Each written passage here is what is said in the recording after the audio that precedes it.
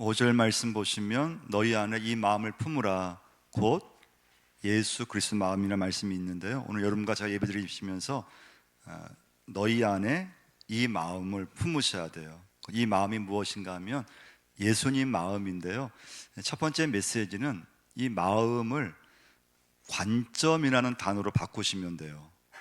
예수님의 관점을 여러분과 제가 가져야 돼요. 근데 예수 믿기 전에는 우리는 사실 다 내 중심으로 살잖아요. 내가 계획하고 내가 생각하고 내가 결정하고 살아왔다면, 예수님을 믿으면 여러분과 저에게 우리 마음 가운데 성령이 찾아오세요. 성령이 오시는데, 그 성령님은 우리 안에 계시면서 여러분과 저로 하여금 하나님의 생각을 하게끔 만드세요. 하나님의 뜻을 찾게끔 만드시고, 하나님의 계획을, 하나님의 원하시는 것을 이루게끔 우리를 바꾸어 가세요. 그래서 첫 번째 메시지는 너희 안에 이 마음을 품으라고 했을 때, 이 마음은 무엇인가 하면 우리가 예수 믿으면서 모든 것을 하나님의 관점에서 하나님의 뜻 가운데 바라보고 결정하고 살게끔 만드시는 것을 말해요. 그러면 나타난 결과가 무엇인가 하면요, 내가 막 이렇게 중심되어 결정됐을 때는 염려가 많아요. 그리고 근심이 많아요. 근데 신기하게도 예수님을 내 마음에 모시고 모든 것을 하나님의 관점에서 하나님의 뜻 안에서 바라보게 되면은 근심이 사라져요. 그 염려가 사라져요. 오늘 말씀을 좀 찬송가로 잘 표현된 찬송가가 한 두 곡 정도 있거든요.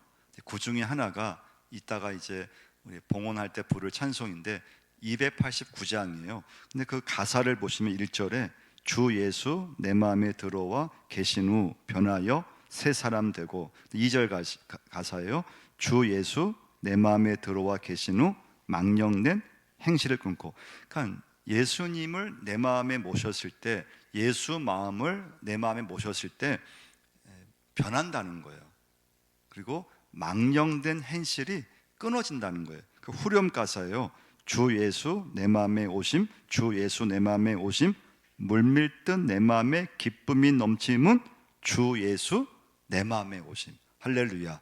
그러니까 주님이 내 마음에 오시는 순간에 이렇게 기쁨이 막 생기고, 그 전까지는 좀 우울하기도 하고 걱정이 막 넘치기도 하고 불안하기도 하고 했는데, 너희 안에 이 마음을 품으라. 그래서 예수님의 관점, 예수님의 뜻을 이렇게 자꾸 앞세우려고 했을 때 우리 마음속에 기쁨이 임하고 평강이 임함을 여러분과 제가 경험하셔야 돼요. 사무엘상 16장 7절 말씀이에요. 여호와께서 사무엘에게 이르시되 그의 용모와 키를 보지 말라. 내가 이미 그를 버렸노라. 내가 보는 것은 사람과 같지 아니하니 사람은 외모를 보거니와 나 여호와는 중심을 보느니라. 그 중심이 뭔가 하면 마음이에요. 마음. 하나님은 지금 예배하고 있는 내 마음을 보신다는 거예요.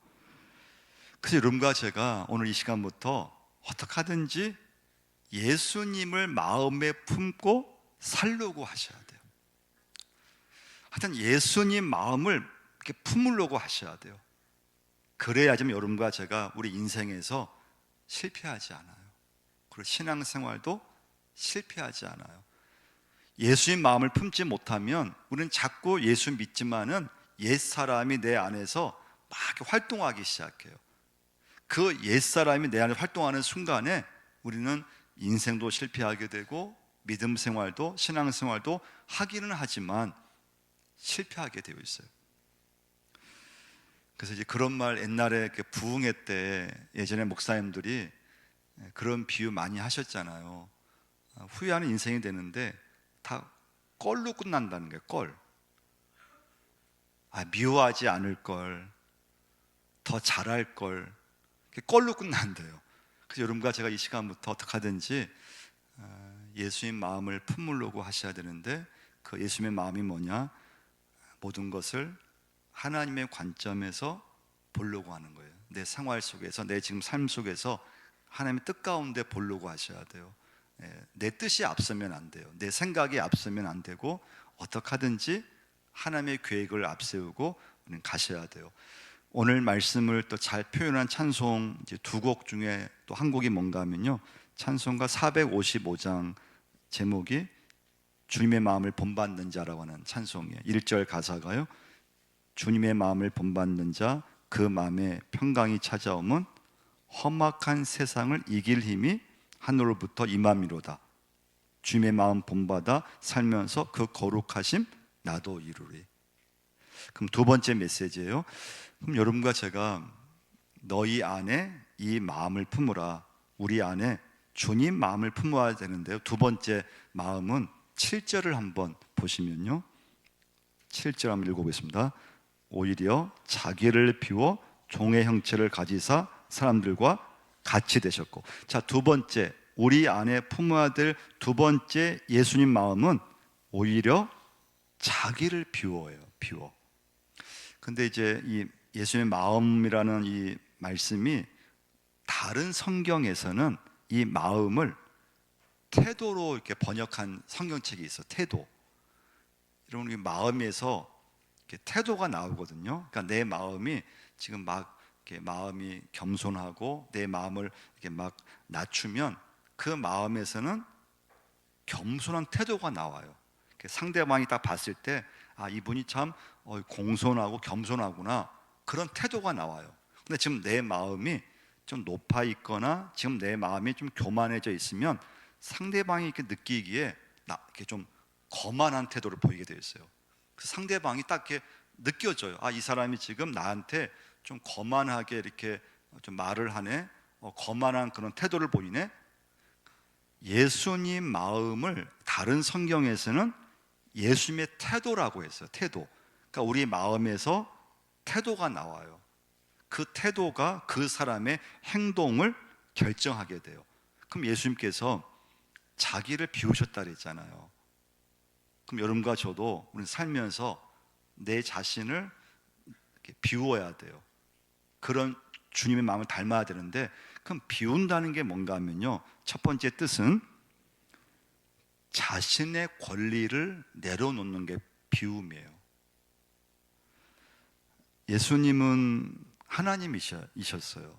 그래서 본체라고 하는 이 단어는요, 예수님이 하나님 같은 분이 아니고 예수님은 하나님이세요. 이게 삼위일체예요. 근데 이게 인간적으로 이해하기 어려워요. 아니, 하나님은 아버지시고 예수님은 아들이면 당연히 아버지와 아들의 차이가 있을 거라고 생각하지만, 성경에서는 하나님과 예수님이 동격이세요. 성령님, 하나님, 예수 그리스도, 성령님이 삼위일체를, 본체는 똑같으신데 하시는 사역이 다르다는 거예요. 성부이신 하나님 사역이 다르고 예수님의 하는 사역이 다르고, 그러나 본체는 똑같으세요. 근데 하나님이, 예수님이 하나님이신데 그 하나님으로서의 누릴 권리와 위치를 내려놓으셨다는 거예요. 그럼 여러분, 비움이란, 비웠다는 이 단어와 반대말이 무엇인가 하면요, 집착이에요. 집착. 여러분이 지금 무엇인가에 집착하는 게 있으면 내가 지금 마음이 비울 수 있는 게 아니에요. 사람은 누구나 예수 믿지만 집착할 때가 있어요. 당연히 우리는 물질, 돈에 집착할 때가 있죠. 또 우리는 자녀가 있으면 우리는 자녀들에게 집착할 때가 많이 있어요. 여러분, 집착은 집착하는 순간에 스트레스를 받게 되어 있어요. 스트레스가 와요. 근데 여러분, 집착의 원뜻이 뭔지 아세요? 집착의 원뜻은 쓰레기라는 뜻이에요. 쓰레기. 나는 정말 소중하고 나는 정말 너무나 귀중한 거 우리는 다 집착하잖아요. 근데 그 집착이 원 단어의 뜻이 뭔가 하면 쓰레기라는 거예요. 쓰레기예요. 그 집착이 무서운 거예요. 집착하시면 안 돼요. 그래서 자기를 비워의 두 번째 뜻이 뭔가 하면 맡긴다는 뜻이에요. 맡긴다. 여러분과 저의 인생을 하나님께 맡기셔야 돼요. 자녀를 하나님께 맡기셔야 돼요. 집착하면 안 돼요. 물질이 우리가 참 필요하잖아요. 근데 물질에 집착하면 안 돼요. 돈에 집착하는 순간에 그 돈이 여러분과 저로 하여금 큰 스트레스를 받게 해요. 긴장을 하게 만들어요. 그래서 그 물질도 주님께 맡기셔야 돼요. 할렐루야. 이런 맡기셔야 돼요. 자기를 비우는 게 뭐냐? 내 권리를 내려놓고 내 위치를 내려놓고 그리고 집착하지 않고 집착하는 것을 내려놓고 주님께 맡기셔야 돼요. 그러면 쉼이 생기고 여유가 생겨요. 우리 인생을 여러분 하나님께 맡기셔야 돼요.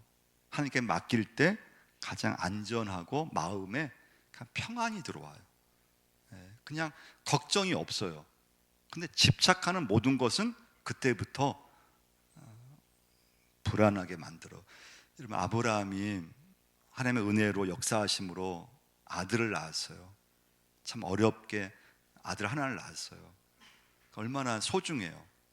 근데 아브라함이 어느 순간부터 그 이삭에게 집착하기 시작했어요. 자기도 모르게. 그때 하나님이 아브라함이 뭐라고 말씀합니까?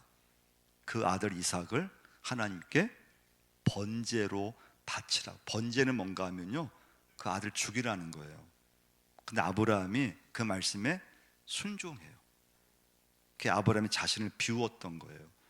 그러니까 여러분, 여러분과 저는 살아가면서 우리 인생은 잘못하면 참 짧은 인생인데 나도 모르게 집착하게 만들어요. 근데 집착은 굉장히 무서운 거예요. 그래서 뜻이 뭐라고요? 쓰레기예요. 원뜻이 쓰레기예요. 근데 우리는 자꾸 거기 집착하게 돼요. 스트레스를 받게 돼요. 근심하게 돼요. 불안하게 돼요. 염려가 많아져요. 그래서 여러분, 우리 인생의 모든 것을 하나님께 자꾸 맡기셔야 돼요.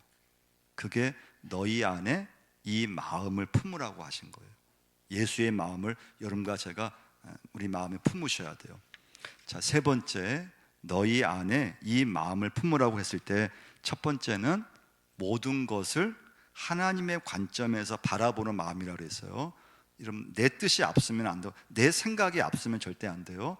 두 번째, 우리를 비우는 것인데 그것은 집착하지 않는 거라 그랬어요. 물질이 소중하지만 너무 돈에 집착하면 안 돼요. 내 자식이 진짜 소중하지만 우리는 살면서 너무 내 자식에 집착하면 안 돼요. 자, 세 번째는 우리 8절 말씀 한번 보시면요, 8절 한번 읽겠습니다. 사람의 모양으로 나타나사 자기를 낮추시고 죽기까지 복종하셨으니 그 십자가에 죽으십니다. 너희 안에 이 마음을 품으라고 했을 때 세 번째 우리가 품어야 될 마음은 자기를 낮추시고 낮추는 마음이에요. 근데 이건 참 중요한 게요, 바울이 빌립보 교회에게 이 말씀을 쓴 거잖아요. 근데 교회를 형성한다고 하는 거, 용산 제일교회를 만들어 간다고 했을 때 가장 중요한 게 뭘까요? 예배하는 거, 교회 건물이 이렇게 잘 지어지는 거. 그것이 아니래요. 그 교회가 교회 될 수 있는 것은 그 교회를 구성하는 교인 한 사람 한 사람이 마음을 낮추는 마음을 가졌을 때 교회는 교회 될 수 있대요. 그러니까 여러분, 부서만 해도 그 부서에서 부서원들이 마음을 낮출 때는 부서가 막 이루어져요. 근데 한 사람이라도 마음이 높아지거나 그러면 그 부서는 이루어지지 않잖아요. 근데 가정도 마찬가지로, 가정도 부모님이 있고 자녀가 있잖아요. 근데 부모님이든 자녀든 가족 구성원이 마음을 낮출 때 공동체가 형성이 된대요. 가족이 형성이 된대요. 그러니까 여러분과 제가 교회를 이룬다는 것은 지금 내가 마음을 낮추지 않으면 교회는 이루어지는 게 아니래요. 그래서 여러분, 이 시간부터 마음을 낮추셔야 돼요. 네. 그럼 첫 번째, 낮춘다는 것은 뭘까요? 그러면 낮춘다는 것은 내 자신이 아무것도 아니라는 생각을 갖는 거예요. 그러니까 내가 소중하지만 하나님 앞에서 내 자신이 하나님, 저는 중요하지 않습니다. 저 아무것도 아닙니다.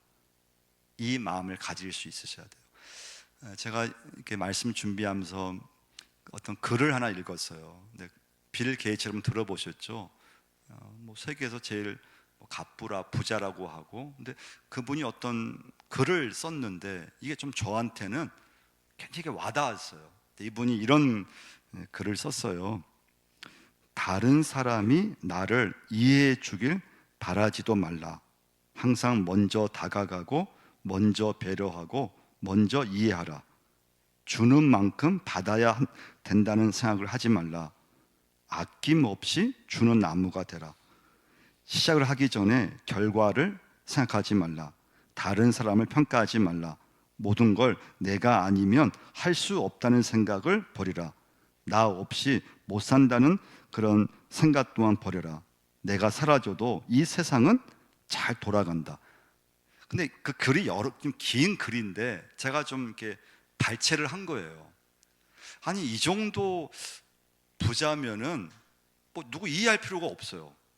주변 사람들이 다 이 사람을 다 이해해요. 다 알아서 배려를 해요. 더만 만나려고 해요.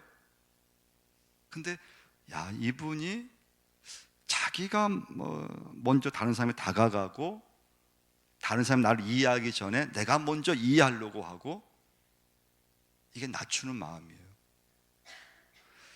이번에 경주에서 미국, 중국 여러 나라 대통령들이 왔잖아요.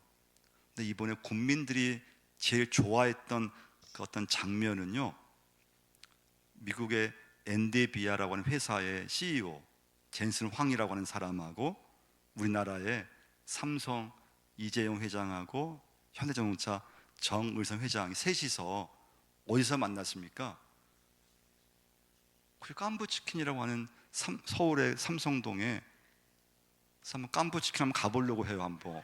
안동에는 없는 것 같더라고요. 안동에 있나요? 안동에 안 들어온 것 같아요.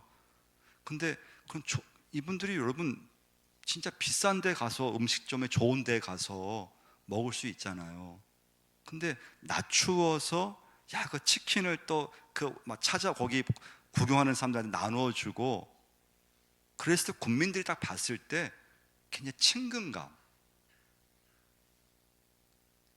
그러니까 여러분과 제가 살아가면서 공동체든 교회든 이렇게 형성되는 것은 사람이 나를 낮출 때 교회가 형성되고 사람의 마음이 이어지고 그런 걸 보게 돼요. 그 국민의 마음을 많이 얻었어요. 두 번째, 이 낮추는 마음은 순종하는 예수님의 마음을 우리에게 보여주는데요. 우리 성경 한번 좀 찾아보려고 해요. 마태복음 26장 한번 39절을 한번 찾아보겠습니다. 마태복음 26장 39절 말씀 한번 같이 한번 읽어보겠습니다.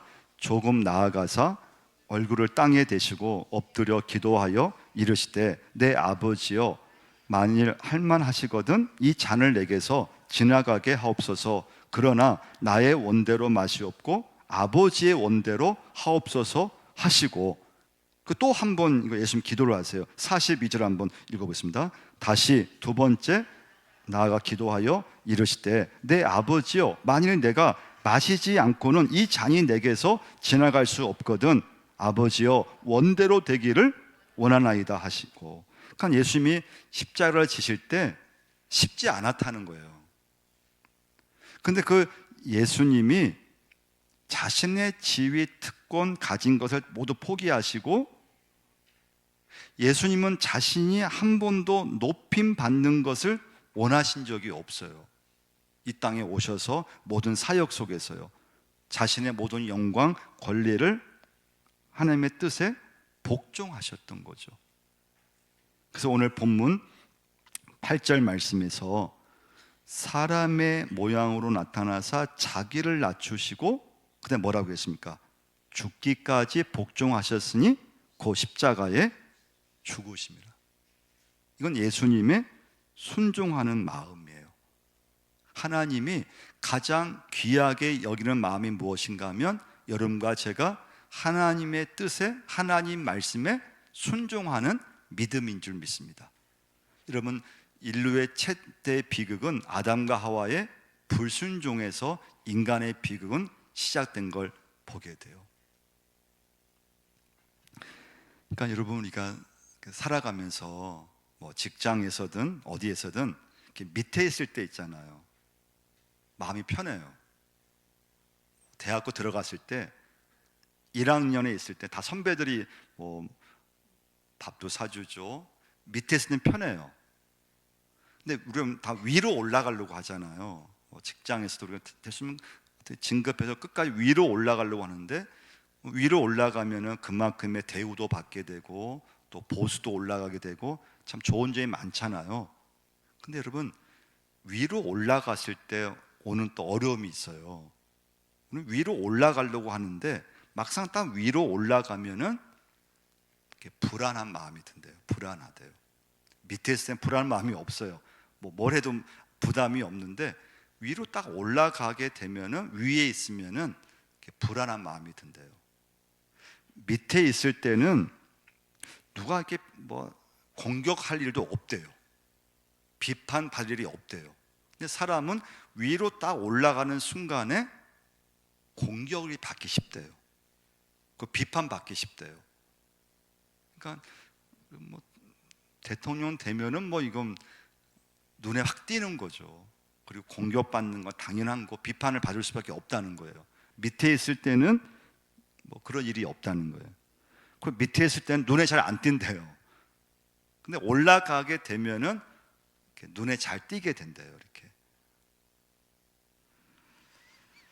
그래서 여러분, 사람은 아래로 내려올수록 평강이 임한대요. 그러니까 위로 올라가려고 하는데, 위로 올라가면 좋기는 좋은데 그만큼의 이제 불안한 마음이든지 또 공격받든지 또 비판받든지, 그 자리를 자꾸 지키려고 하는데 또 한순간에 이제 내려와야 된다는 거예요. 여러분, 그래서 우리 사람은 살면서 예수 믿으면서 너희 안에 이 마음을 품으라고 했을 때, 세 번째 낮추는 마음인데요, 낮추는 마음을 가질 때 내 인생에 쉼이 있음을 믿으셔야 돼요. 쉼이 있어요. 평강이 있어요. 마음의 여유가 생겨요. 그래서 여러분과 저는 이 시간부터 나 자신을 너무 중요하게 여기시면 안 돼요. 교회에서든지 어디에서든지 여러분, 나 자신을 조금 가볍게 좀 여기셔야 돼요. 그래야지만 누가 나를 비난해도 그걸 넘어갈 수 있어요. 근데 나를 너무 중요하게 여기고, 내가 이게 이 교회에서 내가 그래서 중요한 사람이야, 그러면 누가 나를 조금 이렇게 좀 말 한마디 좀 이렇게 하면은 그게 이렇게 견디기 어렵게 돼요. 여러분과 제가 이 시간부터 마음을 낮추셔야 돼요. 마지막 메시지는요, 이 낮추는 마음은 여러분과 저에게 열매 맺는 마음이에요. 우리 신앙이 열매를 맺으셔야 되잖아요. 열매를 맺으려면은 낮추는 마음을 가지셔야 되는데, 우리 요한복음 12장 24절, 내가 진실로 진실로 너희에게 이르노니 한 알의 밀이 땅에 떨어져 죽지 아니하면 한 알 그대로 있고 죽으면 많은 열매를 맺느니라. 할렐루야. 이 말씀 여러분 잘 아는 말씀이잖아요. 저도 이 말씀을 뭐 여러 번 묵상도 하고 암송도 한 말씀인데, 전에는 눈에 안 들어왔던 단어가 하나가 있어요. 그게 떨어져라는 단어예요. 떨어져. 한 알의 밀이 땅에 떨어져, 땅에 떨어져 죽지 아니하면 한 알 그대로 있고 죽으면 많은 열매를 맺으니라. 그 한 알의 씨앗이 땅에 떨어져야 된다는 거예요. 여러분과 제가 땅에 떨어져야 돼요. 이게 낮추는 마음이에요. 땅에 떨어져서 씨가 땅 속에서 죽어야 많은 열매를 맺는다는 거예요. 하나님이 쓰신 인물들을 가만히 보면 공통점이 있는데요, 한결같이 다 한 번은 떨어지는 경험을 했다는 거예요. 큰 실패를 당했다든지 인생의 밑바닥 경험을 했다든지 바닥에 떨어지는 경험을 통해서 성장했다는 거예요. 하나님이 한 번은 그 사람을 쓰시기 위해서 낮추신다는 거예요. 그러니까 여러분과 제가 이 시간부터 위로 올라갈지라도 내 마음만큼은 낮추셔야 돼요. 내 마음이 낮추어졌을 때 열매를 맺을 수 있어요. 근데 위로 막 올라가는데 마음도 막 올라가고 내 마음도 막 높아지면은 열매를 맺을 수 없어요. 여러분, 낮추는 심령만이 믿음의 열매를 맺을 수 있음을 믿으셔야 돼요. 그래서 여러분과 제가 살아가면서요, 이렇게 낮아졌을 때 있잖아요. 그건 절대 여러분 그건 실패가 아니에요. 낮아짐이 축복임을 믿으셔야 돼요. 아, 하나님이 나를 낮추시는구나. 뜻대로 안 됐을 때, 내가 좀 이렇게 이번에 됐으면 했는데 안 됐을 때가 있잖아요. 그럼 축복으로 믿으셔야 돼요. 여러분, 낮아지는 건 내 뜻대로 안 돼요. 억지로 이건 내가 할 수 있는 게 아니에요. 하나님이 나를 낮추어 버리세요. 나를 낮아지게 해 버리세요. 왜 그러시는가 하면 나를 낮아지게 해서 낮아짐을 통해서만 열매를 맺기 때문에 하나님은 여러분과 저를 낮추실 때가 있어요. 하나님이 인간을 만드실 때 재료가 흙이었잖아요. 땅이었어요. 그러면 사람은 땅과 가깝게 할수록 힘이 있고 여유가 생긴다는 걸 꼭 기억하셔야 돼요. 이 땅과 흙에서 사람이 높아지는 순간에 우리 사람은 힘이 없어요. 여러분과 저는 이 시간부터 주님 마음을 우리는 자꾸 우리 마음에 채워야 돼요. 우리 자신을 낮추시고 우리 마음이 높아지면 안 돼요.